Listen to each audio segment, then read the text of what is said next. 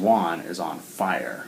Not literally. At least I hope not, because he's a killer director. But come on, for one guy to direct not one, but 2 movies, and for both of them to be good in 1 year, like, that is unheard of. Especially when it comes to horror films, because I'll go ahead and lay it out there that I'm not a huge fan of the horror genre.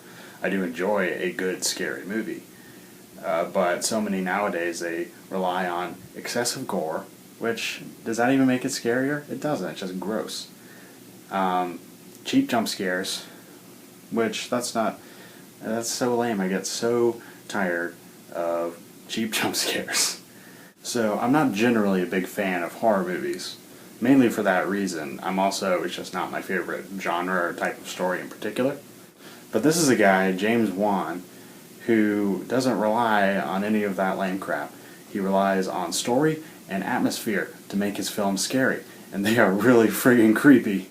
But it's definitely better if you see the first Insidious film before you see this one, because this film literally picks up seconds after the last one ends.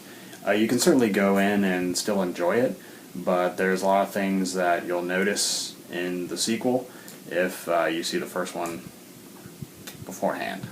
But I had pretty decent expectations for this film. I'd seen the first Insidious, I really liked it. I saw The Conjuring, and it was one of the best movies I've seen all year.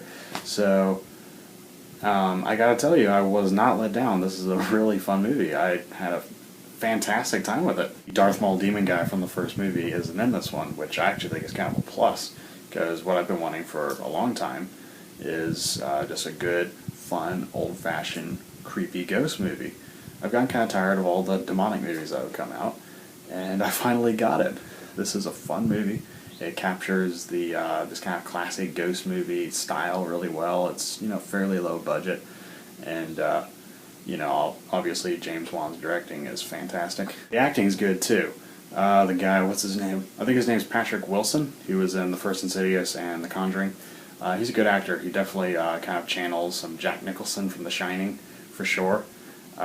Which I actually thought was really cool. It doesn't feel like a ripoff. It feels almost more like a homage to classic horror films more than anything, and I thought that was pretty cool. Overall, if you're looking for a fun, scary movie, Insidious Chapter 2 is definitely a good one to check out. It's a lot of fun. It relies a little too much on jump scares at times, I think, but I don't really mind them that much, because, if there's something to jump at, then, I roll with that more. I really hate the cheap jump scares. It's like, oh my gosh, what's behind me? Oh no, it's just a potted plant. It's okay.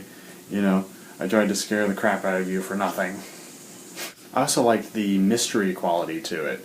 There's several scenes where they're like following clues and, trying to figure this thing out, and that was really interesting. It felt like it had more brains than the average horror film.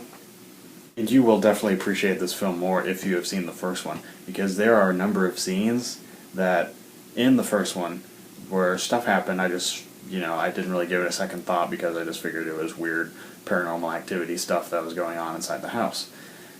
But then they will go back and explain stuff, and in the second one, and I was like, oh my gosh, it was there for a reason, and this was why, and it was really intelligent, actually.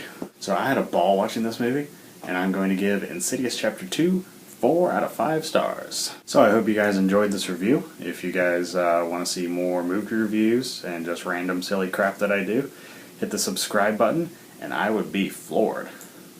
So, till next time, guys, have a good one.